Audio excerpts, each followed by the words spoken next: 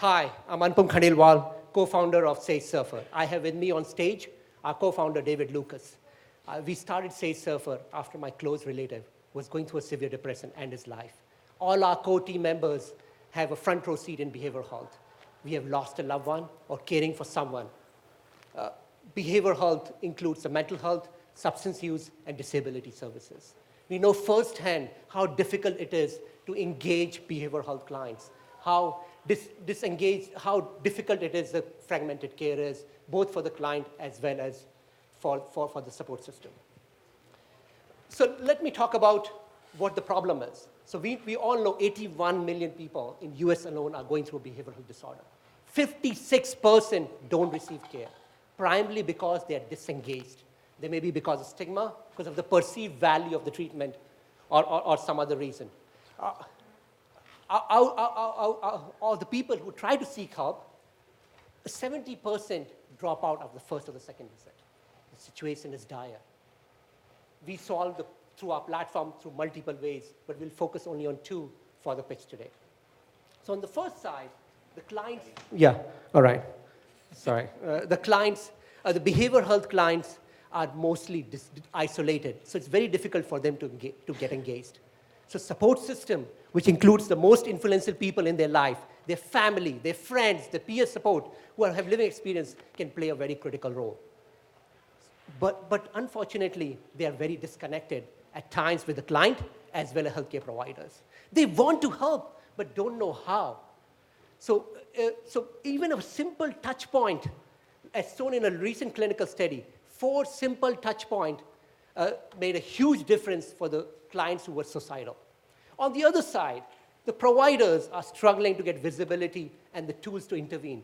And as a result, they're not able to proactively intervene. What does it result in? Poor engagement, worse outcomes, higher relapses, reactive care, and high operational cost. So I just want to reiterate 2 important things. That one is the client and the providers. Both needs to be addressed and taken care of to provide more effective care. So what is our solution?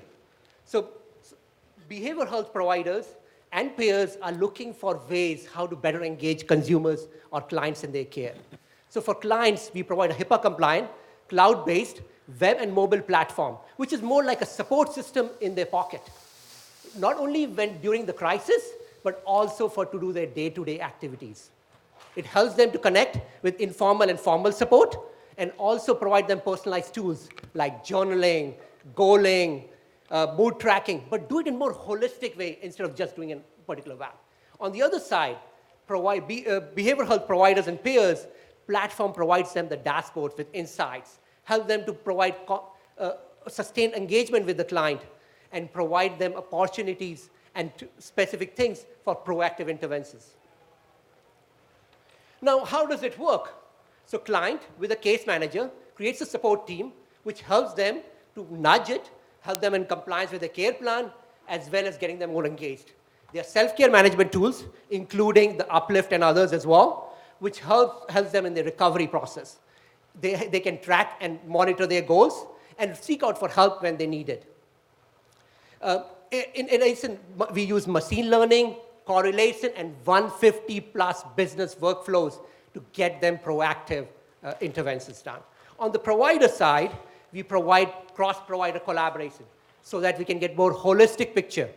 In addition to that, case manager can securely talk to the client both through a texting as well as video call, send them digital specific educational materials, screen for various different specific diagnosis needs per se. We also platform also correlates data from the devices. All this put together helps the platform to warn the case manager when client condition is worsening and help them to give them tools to do proactive intervention. Sorry, I should have gone to the next slide. So our business model is very straightforward. It's a subscription service. We charge per client per month, irrespective of the size of the client and irrespective of the size of the care team. We sell it to counties, which are more than 3,000 in the country, treatment centers, which are 14,000 in the country, community mental health providers, which are 12,000 in the country, and others. This market is huge, as you can see it. As compared to Grant Review itself, they talk about 4.4 billion plus in 2025, just the software market itself. So our approach is working great so far. We have been selected by National Science Foundation as 2008 seed grantee. In our customer deployment, we have seen 60% increase and average engagement increase per se. We have seen 78% reduction in recidivism. Not only that, we have also been able to demonstrate significant improvement in hope scale. So that's the ultimate goal. We have also been able to show from the cost saving perspective, even in just a 150 clients per se, 1 million plus stuff. We've got 800K revenue. Our subscription revenue is tripled. Our pipeline is very strong. We are currently pursuing more than $4 million opportunities. To execute all this mission, we have to have a strong team. It consists of technologists, serial entrepreneur like David Lucas, as well as psychiatrists, psychologists, social worker with more than 50 years experience working with behavioral health clients as well as their families at local and system level. We have been very thoughtful of our advisors. They consist of serial behavioral health executives across the country. Like Steve Rasbal, he used to lead Optum Health in behavioral health. Like Brian Gill, he's the CEO of a mid-sized hospital system. To Leon, who is a mid-sized behavioral health provider. To researchers, to serial entrepreneur like Anne and others who have more than $150 million exit, and as well as patient advocate. We are currently raising 1.5 million round just to help us to scale our operation as well as execute on our early engagements. We already have a commit of 500K. These challenges aren't going away. We need to act now because 56% of the people of behavioral health care will not receive care. I want to leave you with one thought. When you see somebody struggling with behavioral health today, I want you to remember you saw an interesting technology today which may be able to help. Technologies like SageSurfer, if they were delivered to thousands of people like my cousin and support system, lots of lives would have been saved. My cousin may have been alive. Please join us in our mission to improve global behavioral health by transforming insight into action, by giving clients more engaged, empowered, and able to live fulfilling life, and provider able to deliver better and effective care. Thank you. Thank you so much. All right, questions? Yes. So thank you for the presentation. One of the things that got me motivated in this space, similar to you, is I had 2 loved ones at one time that were suffering. And when I reflect back on, how did I even know? I realized that they were facing shame and fear to even volunteer that they had a problem. So when you think about a service like this, how would people who are afraid to expose their problem going to connect to this solution? Yeah, it's a great question and a difficult problem to solve. Isolation in this space is the enemy of outcome, of a good outcome. And one of the things we do is, although we cater to both sides of the equation, to the provider side, as well as to the consumer, really we keep that client, that consumer in charge. They get to invite the people to their care team. They are in control of the data that is seen by different members of that care team. And because of that empowerment, it invites them to more engagement. It invites them to take control when they can of their care plan. And that's really a big difference between this and, say, something that starts off from like an EHR system that's trying to extend, or something that's clinically based. This is about empowering the people that need that help every single day and what's happening outside of the clinical visits that they have. How do they manage their way through a chronic behavioral health care plan? Next question. Can you talk a little bit about the competition that you're seeing and what is your unique point of difference or a couple differences? Yeah, it's an interesting space that we're emerging, this engagement, digital health engagement space. And there are some competitors who are coming at it from different vectors, like the WellFrames of the world, who've had some traction. They've raised about $25 million so far. There are also competitors that are nibbling at different pieces of the puzzle. Everything from consumer-based mood tracking and goaling kind of, and health and fitness apps, to people who are on the extending the EHR and trying to come at the market that way. Our difference really is being very consumer-centric, simple, intuitive, powerful apps that allow people without training, without, you don't need a class to use our apps. They can instantly begin to use them. But on the other side, on the provider side, using a machine learning stack that drives a lot of productivity and efficiency into the provider side of the house. The return on investment that we can give either a treatment center or other kind of provider is tremendous. It pays for itself.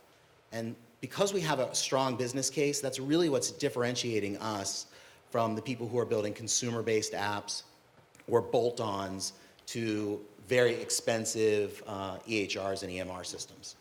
And just to build on that, two important things. One is, he was talking about point solution and more integrated. That's very critical, especially when you're looking at mental health, because people have lots of comorbidity as well as different stakeholders involved. It's very complex system of made. The second thing which is important from differentiation perspective is we've worked with the county system, which is a microcosm of a society. It took us almost 2.5, 3 years to get the product out. And that allowed us to build 150 plus business workflows. That is the biggest, outside that, because that allows us to reduce our sales cycles considerably, because they can see it, how it fits easily in their process flows without much disruptions to create an impact immediately. Okay, one last question. Maybe I'll jump ahead. For your business model, you're planning to get individuals to pay for this, or you plan to get reimbursement? What is the plan for that? Why don't you start? Yeah. So it's a B2B2C model. So we don't charge anything to the client. We go through a provider setup, which may be serving different clients. So it's a subscription model. They charge based on the number of the clients they have in the system. We are also exploring, at present, the discussions are going on OEM model as well. So where somebody will be bundling our services as part of an add-on to offer it to other people. No, I think that's a good way of putting it. The idea isn't to build an app that sits in an app store that a consumer will download. We may grow to that at some point, but right now the demand for us is coming usually through providers, treatment centers, and practitioners that need a way of engaging with their clients, and also helping the natural support system around the client have the ability to keep them engaged. The whole idea here is for the opportunity for the people that love a client, or the people that are in some ways paid to love a client, that both sides of that equation can intervene before there's a catastrophic outcome, before they end up in an emergency room or an inpatient facility. The idea is there are people who every single day, we hear this, every single day they say, if I only knew. If I only knew this person was feeling that way, if I only knew my loved one wasn't taking their medication, if I only knew that they needed some kind of an intervention before they ended up in the emergency room, I would have done something. And what we do is we bring that platform that allows people to know. And that's why the reasons, even the consumer advocacy groups like NAMI, National Association of Mental Illness, MHA, are big believer of us at both at the national and at the local chapter. So primarily because we are bringing everybody, all the stakeholders, giving them a voice and a choice, we keep on talking about it, trying to deliver it. Thank you guys so much for your time. Thanks It's hard for us to take an enterprise platform and talk about it in right. 6 minutes without showing it to you. But for anyone that wants to see it, it's a fantastic demo, and please come find one of us. We'd love to show you. Thank you. Thanks you. a lot. Thank you. All right, thank you. Very excited there with the mic. All right, so next we have Brandon Howard, who is the founder and CEO of Euphoria. Brandon's coming to us from Los Angeles. He's worked in business for over a decade before starting his entrepreneurship journey. And he is here to tell you about Euphoria, which is mindfulness on demand. So Brandon, here he is. Please give him a round of applause. Is this on? Does it sound like it's on? Yeah. All right, good. So, lights are bright. Who here likes giving public speeches? Who likes, standing on stages? You do? All right, you want to come? This isn't me. I, at the age of like 5, somebody asked, oh, there we go. At the age of 5, somebody asked me to to perform, and I had no idea what I was doing. I stood on stage, and I just stood there. And since then, I've had stage fright, camera fright, the whole 9 yards. But what I found is more important than how I feel, in my opinion. And thank you guys for allowing me to share that with you. I am Brandon Howard. I'm the founder and CEO of Euphoria. And today I want to talk about how important, in my opinion, sound is to mental health and well-being.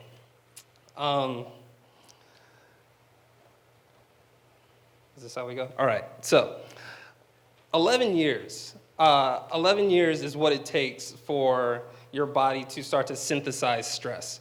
So whether it's hormones get released from your sympathetic nervous system every time you think about going on stage and having to give a speech. But if you want to change your behavior and change your perspective, you've got to start thinking more positive thoughts. And so the trick has been, how do you create those intentions to set those positive thoughts? So before you even realize sort of where you're at or what you need, you have to figure out, like, are you approaching stress? And if you are, what are the behavior mechanisms of that? So on this slide are a few things that people typically do before they even realize that stress is a problem. And I was in this position, I was doing these a couple times a week, and eventually my back went out. I was running on a treadmill, and no, I didn't fall off. 2 discs herniated at the same time, and it felt like lava pouring down my back. So I was going to doctors, I was asking them for support, advice, medicine, physical therapy. They gave me everything they had, and none of it worked. So I had to dig deeper, and I found something that at least got me to this point where I'm here on this stage. So there's 2 sides to this. When you're dealing with stress, chronic pain, and chronic pain was what I was experiencing, the best suggestions are more sleep, more relaxation, more meditation. Now, I didn't have a problem with sleep or relaxation, so I tried meditation, but sitting in the positions were painful for me. Maybe because of my back, maybe because of my knees. I played college basketball, and there's been a few people here that thought I was Brandon Marshall, the wide receiver that Nicole really likes, but it's okay. You can call me Brandon, think I'm a football player, it's all good. I'll take it as a compliment. But I needed help with meditation, so I started to find out what are some alternative ways for me to get into this meditative state so I could get the benefits of meditation, because sleep and relaxation, I thought it was going to release all these hormones that were going to fix everything for me. But meditation ultimately turned out to be sort of that journey, that path of getting to the root of these problems and figuring out how to overcome them. So to get into that meditative state, I found binaural beats, and they allow you to shift into all these states within 10 minutes or less. And so I found that to be very convenient. But when making binaural beats, there's this thing called the carrier tone. Now, for anybody out here who might have seen research on binaural beats, they tend to use arbitrary carrier tones. So I looked up the healthiest ones or things that seem to have the most benefit, and I came across the solfeggio scale. The solfeggio scale is, it's been used for thousands of years, for centuries, by monks, by musicians, and they always use them to create an intention and then get you there.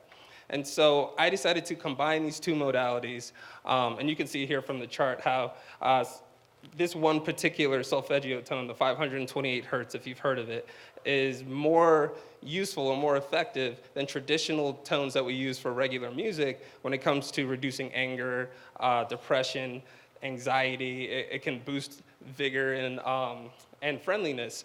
And so I found these to be the kind of benefits that people need, or benefits that I needed. I've shared this with others, and it has proven effective. So a little bit about that.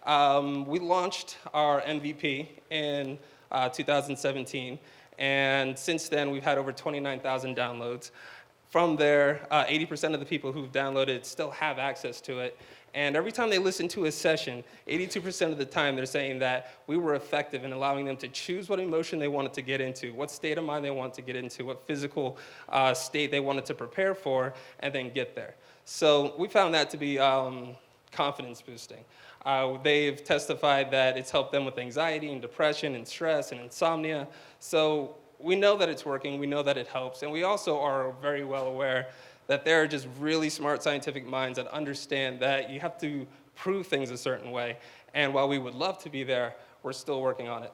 But we are, even in the room next door, we're starting like one of our first experiments in trying to help people use sound and light to shift states of consciousness, and then actually track it and measure it. So, like I said, we got into this not knowing that this was such a large problem, but we did want to contribute to the solutions that might actually help address it. 77% of the US is stressed out on some level, and we're just concerned that they're not aware of the path that they're on. And so our next step is to educate as best we can how all this plays together.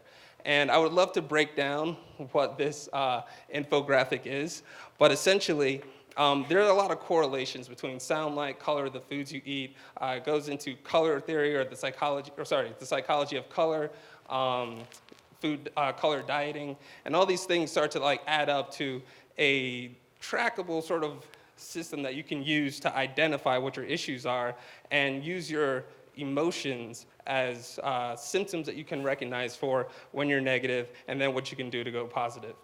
We do want to share this in a few ways with chronic pain sufferers, talking about how these tones can get you to where you want to be in 10 minutes or less. And for corporations, when they invest in healthcare endeavors or well-being initiatives, they're seeing 7% returns or 7% reductions in healthcare expenses and 11-to-1 returns on investment. So I'm over my time, but I do want to express that we are sharing this as a B2B model. We want to help other companies figure out how to integrate our algorithms into their digital platforms so they can track their own interventions. And if you don't want to go that technical route, you can sponsor access to Euphoria for your employees, your customers, your friends, your family, your communities, so that way they can have access to something.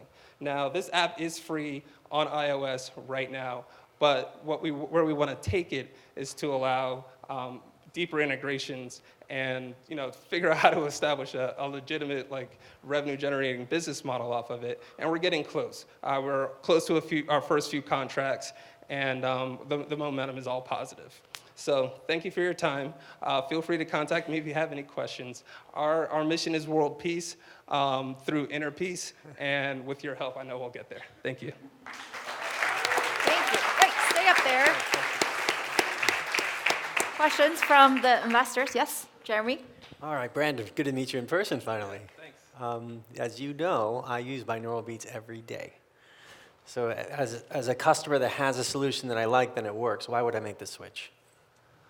It depends on what you're using for your binaural beats, if you are finding them effective or if you want more from them.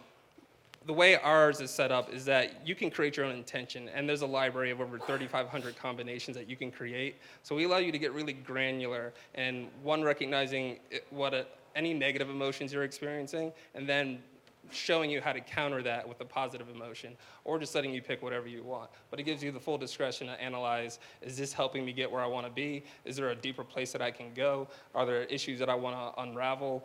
Then that's what I would recommend Euphoria for. Hey, Brendan. Great presentation. Thank you. Is there any IP with how you combine things here? Yeah, it's all proprietary. For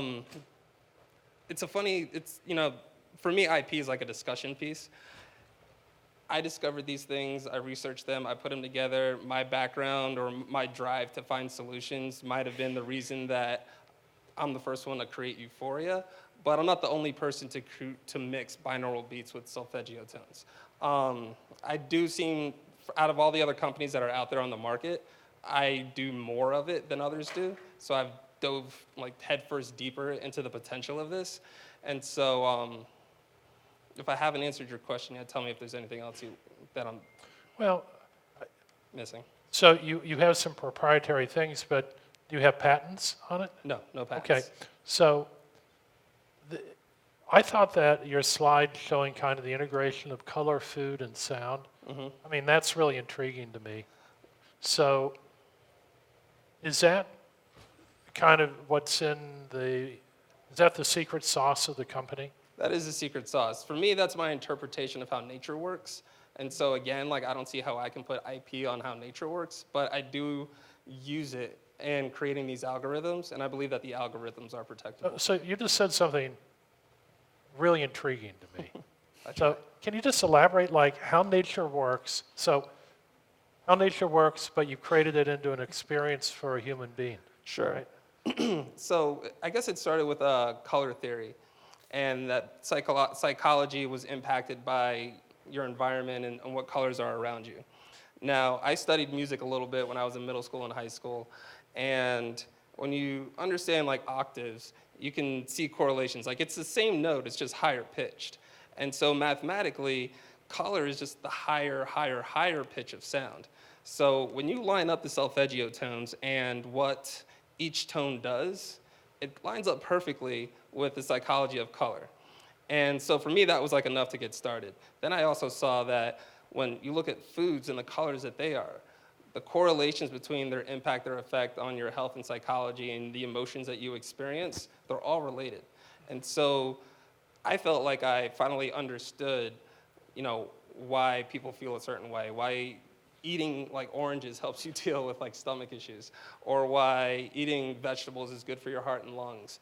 And it really is a marriage between Eastern and Western theories on all this. And so when you look at my app, you'll see that all the emotions are also aligned with chakras. So the fact that Buddhist monks and Gregorian monks are both singing and chanting the same tones, I said, what could be better to use for binaural beats? I'm so glad I asked you that question. I am too, thank you. Really. I couldn't squeeze that into the pitch. I'm sure the audience has more questions for you, but we need to go on to our next I'm open to all questions. presenter. Thank you, Yeah. everybody. Thank you, Brandon. So our final presenter, I know all of you are very hungry and about hankering for dinner, but our next presenter is coming from Latin America.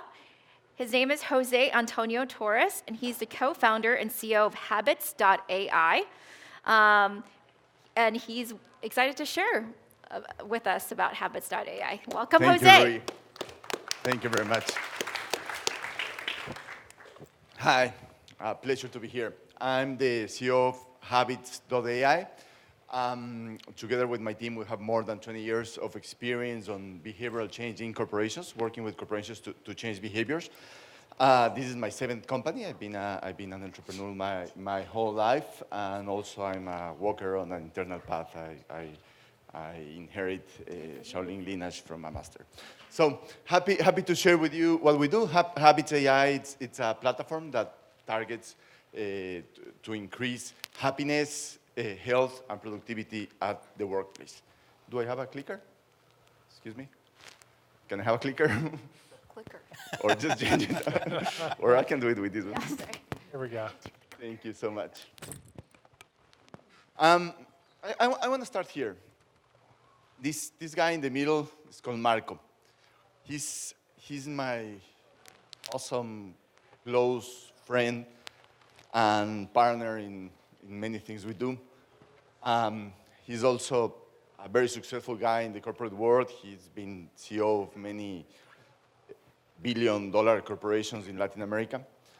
And he passed away this Monday for a preventable lifestyle disease. So it's been a thought week. I want to honor him by spending a few seconds of our pitch in silence and let you know that this is what we're doing, because we can change this. Workplace can change.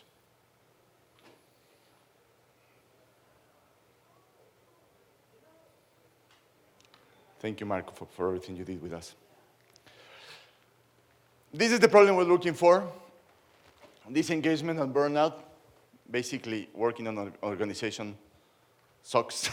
$750 billion cost of productivity lost and medical cost that could be prevented by lifestyle. and and there are a lot of studies that find them together on keystone habits. How can they prevent that? What I'm saying is that our model is called care habits. We work on emotional connection, physical activation, relax and resting, meaning mindfulness, and eating real food. And from different sources, we know that that's affecting health, KPIs at the beginning, life satisfaction, as well as engagement and productivity and resilience and motivation. So we do this through a platform that combines the latest behavioral science with artificial intelligence, virtual coach, and a challenge engine. Our platform will help individuals personalize their objectives and receive behavioral AI coaching. We'll collect biometric data we have a wearable also, and monitor your advance and give you information back, and challenge you on individual and team challenges to make this really engaging. It's really engaging now. We're seeing the initial results. We're very proud of this because we know this is just going to iterate and get better and better. But what we're seeing, it's already satisfying for us. We're already working with more than 10 corporate clients in Latin America. We're based in Mexico. We have clients in Chile, in Colombia, Ecuador, and Mexico so far. We have great alliances and are working with big names to go to the market. And we're looking at more than $1 million already committed engagements for 2020. Our go-to-market, we have 3 go-to-market paths. The first one is employee experience and wellness. That's basically our main path, going straight to companies. The second one is health insurance. We're already working, you saw MedLife logo there. We're doing together a study to understand the correlations between behavior and claims. We're building the machine learning model there. And we also have partners and channels like Accenture, and we're speaking with Deloitte here. We were last week at Exponential Medicine, and a lot of doors open here in the States. About the business model, our business model is subscription-based for virtual coach and platform. We're also building the subscription to predictive data reports, aggregate data, of course. And we see on the next step a health marketplace. It's based on points that you can get by things you do, and that should be tradable on this health market that will be built in the future. Our team it's a well-rounded team. We have rainmakers. We've been working with corporations for 20 years, so we know how to sell and how to connect with them. We have also people that come from HR, psychologists, tech guys that come from IBM, and well, there's more people than them, but those are the leaders. Also, we have a great advisory board with experience in gamification, artificial intelligence, the space, as well as behavior change and coaching. We're asking for a safe agreement of $1 million with a cap of $6 million and 20% discount. We need this to have 18 months of runaway. We want to reach 2 million AIR, 100K users, and develop the health marketplace. What we're looking for is support to get to the market fast and to cover the market. Why Habits.ai? Our team has very solid experience of networks in Latin America. We also have a scalable methodology that becomes cost-effective for organizations, and our traction is growing and growing really fast these days. So this is Habits.ai. I will be very glad to speak more with you. And this is our MTP, Awakening Humanity's Potential Together. Hope you can share with us. Thank you. Questions? Charlie. So you had a really impressive client list. Congratulations for an early stage company to have that. And I wanted to hear more about the types of arrangements that you have. Are you in pilots with those customers, or are you enterprise-wide? It always begins on the small engagements, to be honest. For MedLife, for instance, we're going to work beginning in January. There are 1,500 people in their offices in Mexico City. So we're going to use their people as a pilot to to get the data of how behavior affects claims, basically. That's the essence of the engagement. But with others, if you want to go to that list? Let me share different cases. So, Medics is also an interesting case. They are pharmaceutical lost weight company. They will send a bus to different huge companies like Volkswagen or whatever, and people will pass by their wellness program and they will prescribe from there. And we already signed an agreement to go together to the market, and they see more than 20,000 people per month in companies.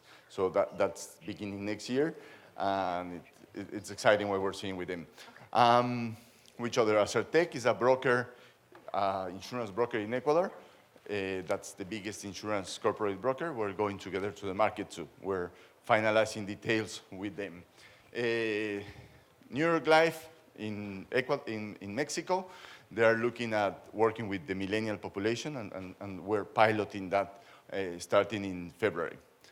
Yeah, Holcim, it's direct to the company. They're already aware how overweight people is affecting productivity.